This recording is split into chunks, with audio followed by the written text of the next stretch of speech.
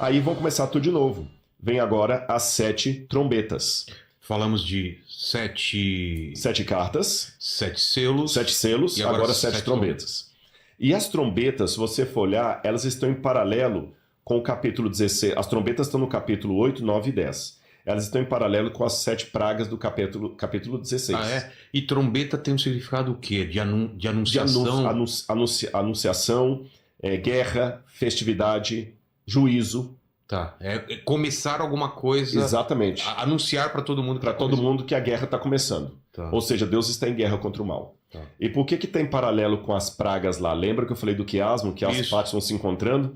As trombetas caem nos mesmos lugares das 7 pragas. Entendi. A primeira trombeta, por exemplo, ela cai justamente sobre... Aqui, olha, a primeira trombeta, o granizo foi atirado à terra. A primeira praga também é sobre a terra.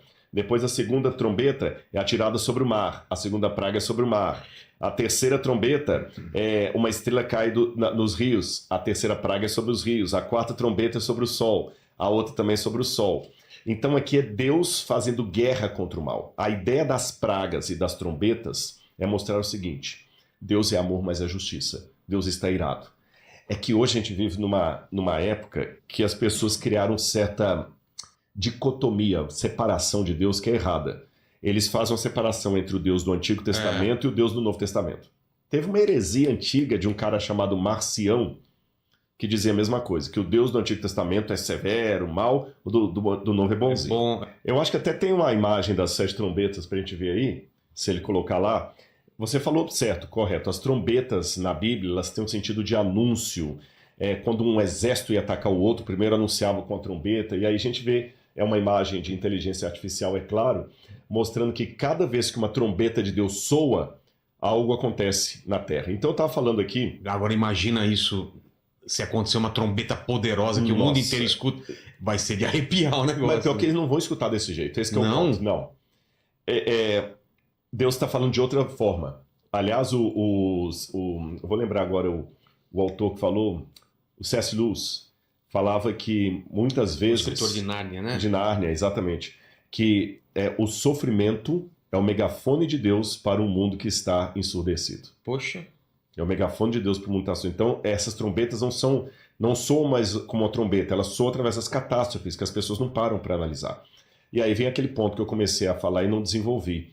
A diferença do Deus do Antigo Testamento para o Novo. Que teve um cara chamado Marcião, herege, que lá no passado ele falava que havia o Deus dos Hebreus e o Deus do Novo Testamento. E ele odiava. Até o Novo Testamento ele só aceitava mais ou menos uma parte do Novo Testamento, nem todo o Novo Testamento. E até hoje tem pessoas que pensam assim: o Antigo Testamento acabou, caducou, esse Deus era perverso, o Deus bom, o Deus do Novo Testamento é Jesus. Gente, em primeiro lugar, isso para mim não faz o menor sentido, porque Jesus, em toda a sua pregação, ele fala que ele veio revelar o Pai. Então, das duas, uma.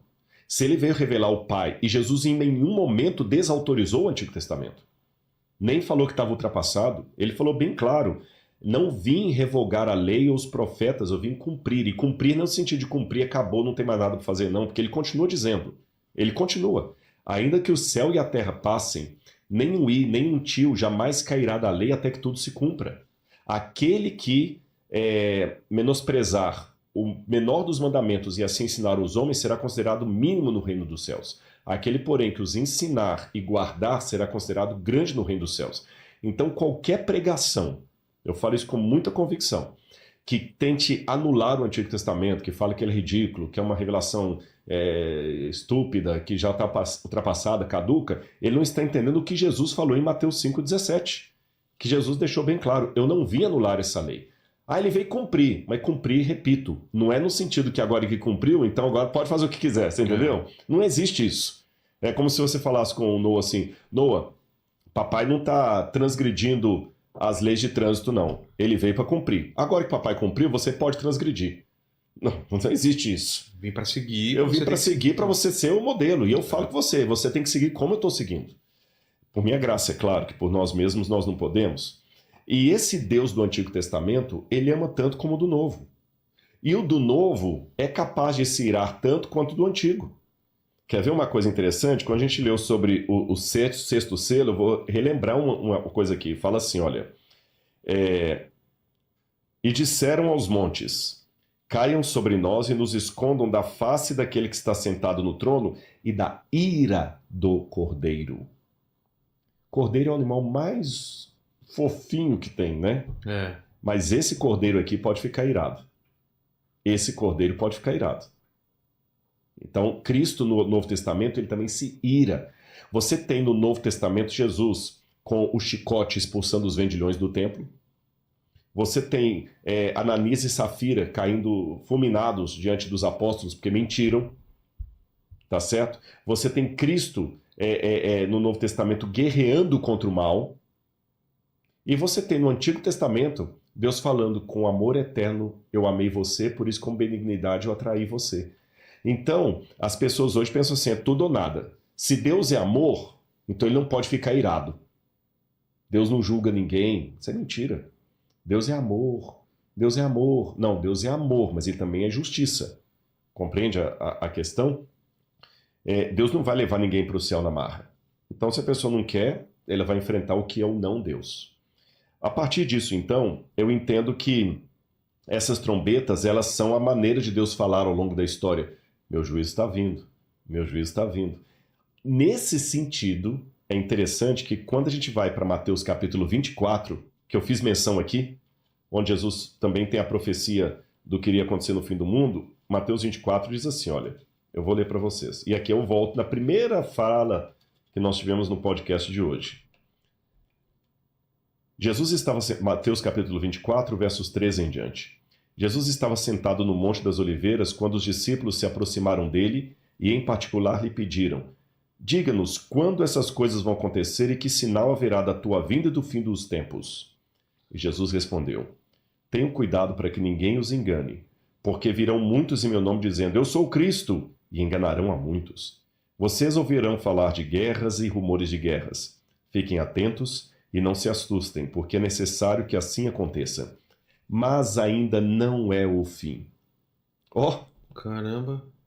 Então guerra não é sinal seguro da vinda de Jesus. Não é, mas ainda não é o fim. Mas ele continuará dizendo. Mas ele continua.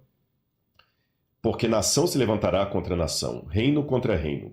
Haverá fomes e terremotos em vários lugares. Porém, todas essas coisas são o princípio das dores. No grego, esse princípio das dores, eu estou com o Novo Testamento grego aqui, são as dores de parto, quando a mulher está para dar à luz. As internautas que estão nos assistindo aí, que são mães, podem dar no chat aí, pode falar a sua experiência. Eu não sei como é que foi com a sua esposa, mas eu conheci mulheres que tiveram contração de parto. Entre a primeira contração e o nascimento do bebê, passaram 40 minutos. Houve mulheres que passaram 18 horas. Varia muito. Varia muito de mulher para mulher. Então, aqui está a contração de parto. Paulo também fala, são a contração do parto. Então, Jesus falou o seguinte: as guerras não são sinal seguro do fim, mas elas são o início das dores. Você que é pai, quando a mulher começa a ter a contração, o bebê pode nascer 1 hora depois ou 18 horas depois. Mas se você é um bom marido e precavido, você não paga para ver. É verdade, você já fica esperto. Na primeira contração, você já vai para o hospital. A mesma coisa com a história. Pode ser que essa guerra agora possa ser mais uma e ainda tem umas 50 anos de história pela frente. Mas como estamos na contração do parto, sem sensacionalismo, sem teoria da conspiração, vamos ficar ligados. Guerra e rumores de guerra. Exatamente. Aí depois disso, Jesus fala: nesse tempo muitos hão de se escandalizar, trair e odiar uns aos outros. Olha a Odisseia aqui. Muitos falsos profetas se levantarão e enganarão a muitos. E falso profeta não é ateu não, tá? Falso profeta é quem está falsificando as coisas de Deus.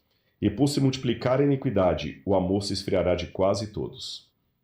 Aquele, porém, que ficar firme até o fim, este será salvo. E será pregado esse evangelho do reino a todo mundo, para testemunho a todas as nações. Então virá o fim. O que eu estou fazendo aqui? Eu tenho certeza que milhões de pessoas vão ser alcançadas com esses bate-papos aqui. Se somar todos os podcasts que a gente já fez e outros que vieram aqui, que você já trouxe aqui, o evangelho está espalhando. Então vai vir o fim. Tá certo? Só que as trombetas são aquele aviso. Olha, eu estou ouvindo, olha as contrações de parto, olha as contrações de parto. Quando as trombetas terminam, Aí, de novo, a história zera.